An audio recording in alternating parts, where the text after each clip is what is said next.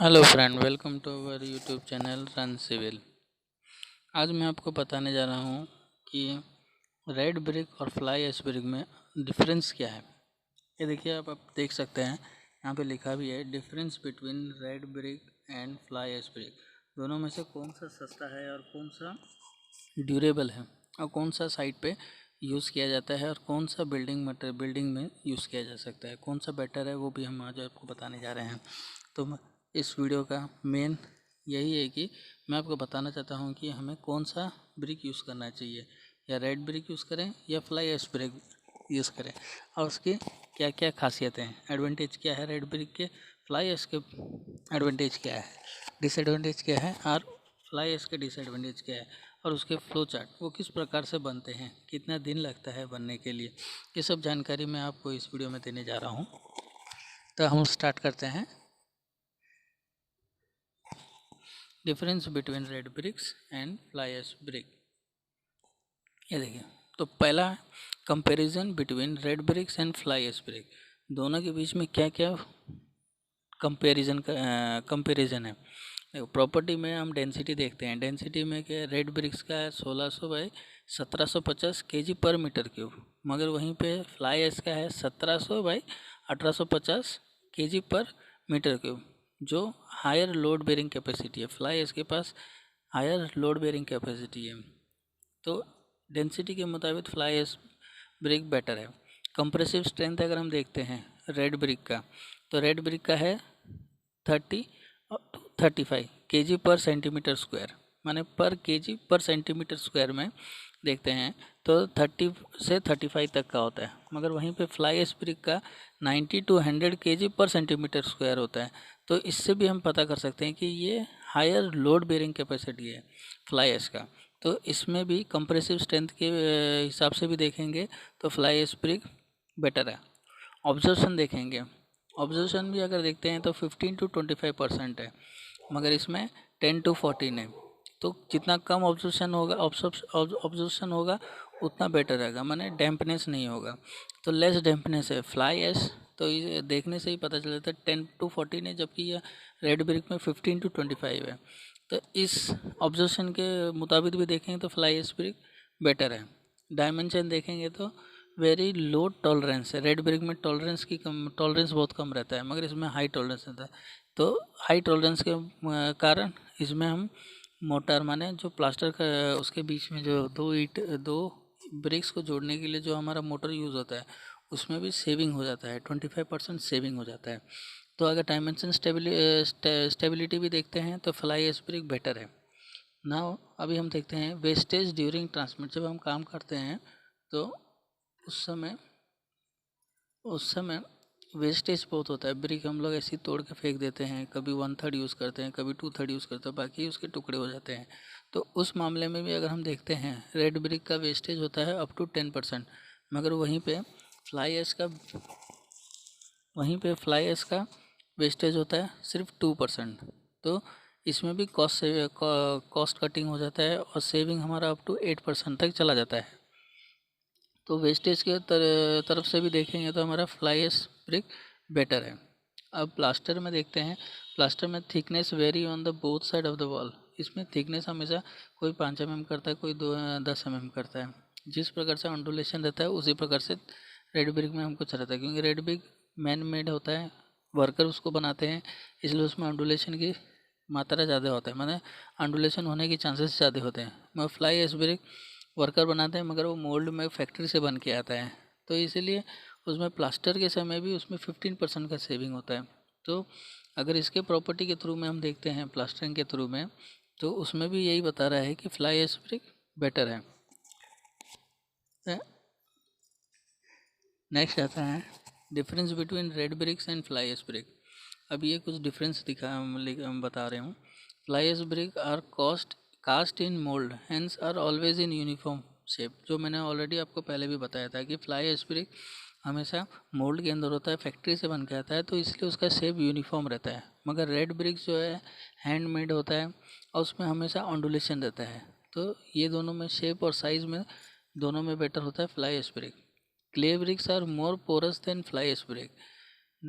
Second point में बता रहा है कि क्ले ब्रिक्स जो होता है बहुत, माने अगर उसको ठीक से हम मिक्स नहीं करेंगे और ठीक से मिक्स नहीं करेंगे तो उसमें वो बहुत पोरस हो जाता है, माने डैम्पनेस डैम्पनेस होने का चांसेस रहता है।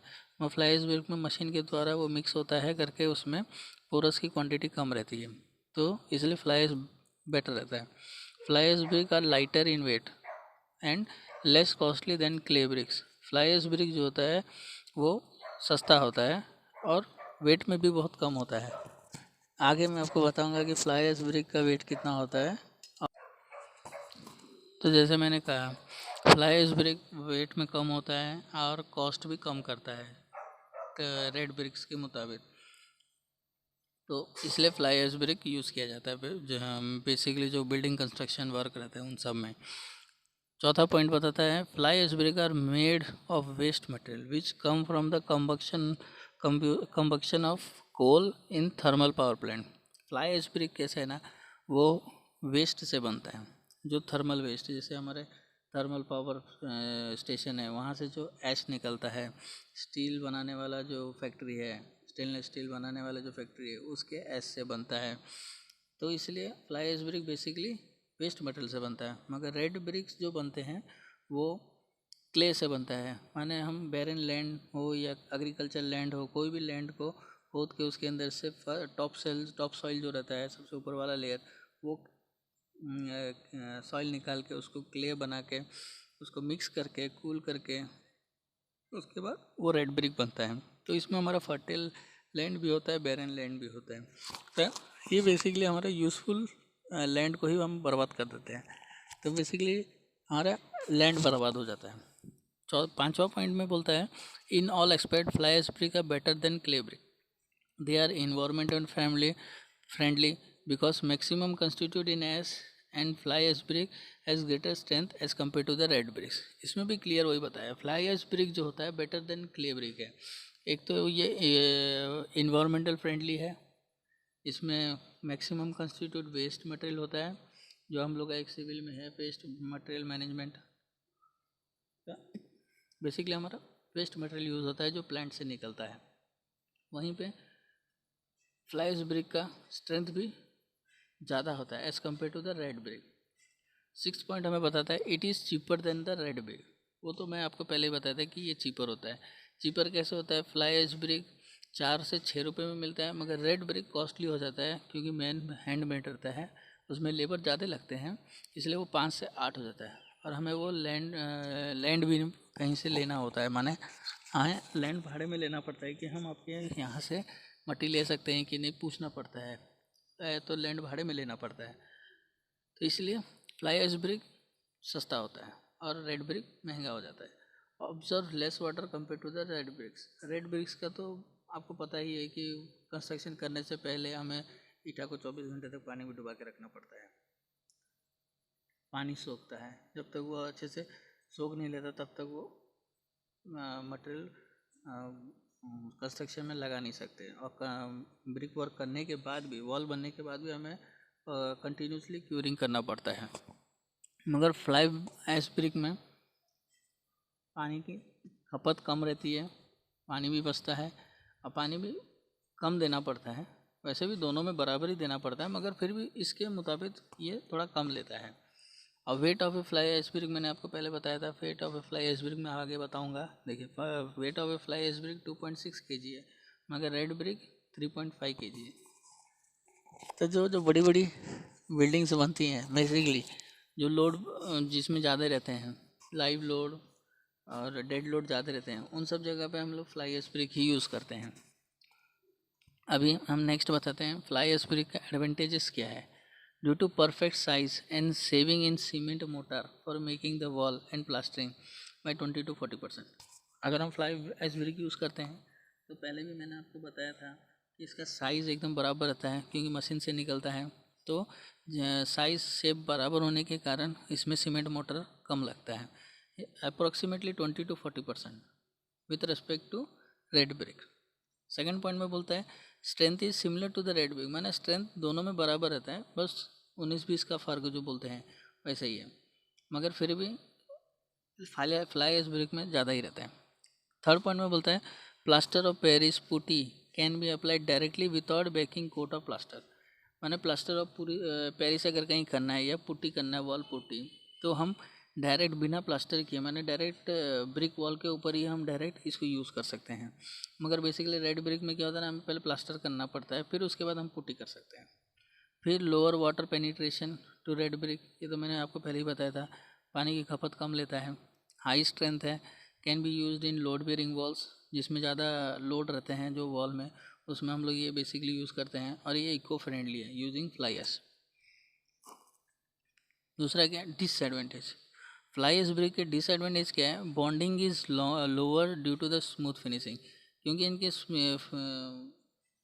इनके जो फेस है, हेडर और फेस रहते हैं ब्रिक के, वो बहुत स्मूथ रहते हैं, इसलिए उनमें बॉन्डिंग बहुत कम, बॉन्डिंग थोड़ा कम रहता है। इट कैन बी ईजिली, मगर इसको करेक्ट किया जा सकता है by using sand and motor का जो मिक्सचर है 1:4 का प्रॉपर क्यूरिंग एंड 1:4 का सीमेंट सैंड मोटर, सीमेंट और सैंड का मोटर बना के जो हम वॉल को बनाते हैं, ब्रिक वॉल बनाते हैं, उसके थ्रू में हम बराबर कर सकते हैं। मगर उसके लिए हमें देखना पड़ता है कि सैंड किस क्वालिटी का है, पहले सैंड की क्वालिटी चेक करनी पड़ती है, और सीमेंट की क्वालिटी तो ऑलरेडी अप्रूव्ड होकर प्लांट से ही आता है, मगर देखना पड़ता है कि कौन सा मेक का हमें सीमेंट लेना चाहिए, और सैंड की क्वालिटी फर्स्ट चेक करना पड़ता है, तभी जाके इनकी बॉन्डिंग बराबर हो सकती है। अभी हम आपको बताते हैं क्ले ब्रिक का एडवांटेज क्या है। बेसिकली बहुत सारी जगह पे हम लोग मैं बेसिकली क्ले ब्रिक भी यूज़ करते हैं, कहीं कहीं पे हमें बहुत ज़रूरत पड़ता है क्ले ब्रिक्स का भी। तो क्ले ब्रिक्स हम कहाँ पे, उसका क्या एडवांटेज है जो हम यूज़ कर सकते हैं। Clay bricks at a high temperature is weak, जब ज़्यादा टेम्परेचर होता है तो ये वीकली एसिडिक हो जाता है, एल्केनिक स्लैग इरेशन हो जाता है, माने झड़ने लगता है, resistance to the bit weak, but with Al2O3 content increase and enhance, ये एल्यूमिनियम ऑक्साइड देके हम उसको बढ़ा सकते हैं, माने जहाँ हाई टेम्परेचर है उसको हम ये एक्स्ट्रा एड मिक्सचर यूज़ करके इसका स्ट्रेंथ बढ़ा सकते हैं। जैसे thermal stability, then the refractory bricks, magnesium brick as well, जो चिमनीज में लगते हैं या कहीं पे जहाँ स्टील की कंपनी होती है, स्टील जहाँ बनता है वहाँ पे हम लोग ये यूज़ करते हैं। After the blast of acceptable quantity clear dyed vacuum impregnation process, phosphoric acid at low temperature firing of secondary product, it can be used for masonry lining और blast furnace body proportion। इसलिए blast furnace में जो मैंने आपको बताया कि वहाँ पे यूज़ होता है, क्योंकि वहाँ पे हीट ऑब्जर्वेशन का फंडा रहता है, तो हीट ऑब्जर्व करने के लिए हमें बेसिकली रेड ब्रिक्स का ही यूज़ होता है। Bricks are made from local material, क्योंकि लोकली यूज़ होता है, लैंड से निकालते हैं क्ले, उसको मिक्स करके उसको मोल्ड में डालते हैं, तो इसलिए बेसिकली लोकल मटेरियल यूज़ होता है। और ये बहुत चीप नहीं बोल सकते, मगर जैसे हमने रेट आपको दिखाया है कि 5 से 8 रुपये का रेट चलता है। ड्यूरेबल है as well as fire protection, मैंने आपको पहले भी बताया था कि ब्लास्ट फर्नेस में बेसिकली ब्लास्ट फर्नेस हुआ या स्टील की कंपनी में फायर प्रोटेक्शन के लिए ये रेड ब्रिक यूज़ कर सकते हैं, जैसे thermal insulation, sound insulation, moisture observation etcetera, ये सब हैं। इन सब जगह पे हमें रेड ब्रिक ही यूज़ करना चाहिए। Used in wide range of engineering और बहुत सारे वर्क में काम आता है।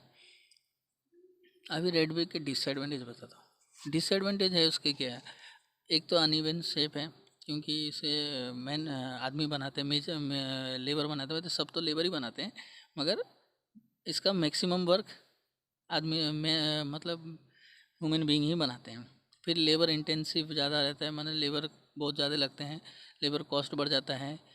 Inefficient clean coal fire pollution, माने अगर हम क्लीन में जब देते हैं तो उसमें पोल्यूशन का प्रॉब्लम होता है, इसलिए आजकल गवर्नमेंट ने भी बहुत सारे जगह पे रेड ब्रिक बनाना बंद करवा दिया है, क्योंकि पोल्यूशन का आजकल लाइसेंस नहीं मिलता है रेड ब्रिक बनाने के लिए, मगर कहीं कहीं पे बनाते हैं जो पुराना लाइसेंस लेके रखे हुए हैं। और फिर इसके लिए हमें देखो कटिंग ऑफ एग्रीकल्चर लैंड का ज़रूरत पड़ जाता है, हील काटना पड़ जाता है, कहीं ना कहीं से हमें वो क्ले निकालना पड़ता है, तो पोल्यूशन होता है, तो ये अगेंस्ट है वर्ल्ड फूड सिक्योरिटी के लिए। ये हमारे हैं रेड ब्रिक के डिसएडवांटेज। अब हम आपको बताते हैं flow chart showing the manufacturing of fly ash brick.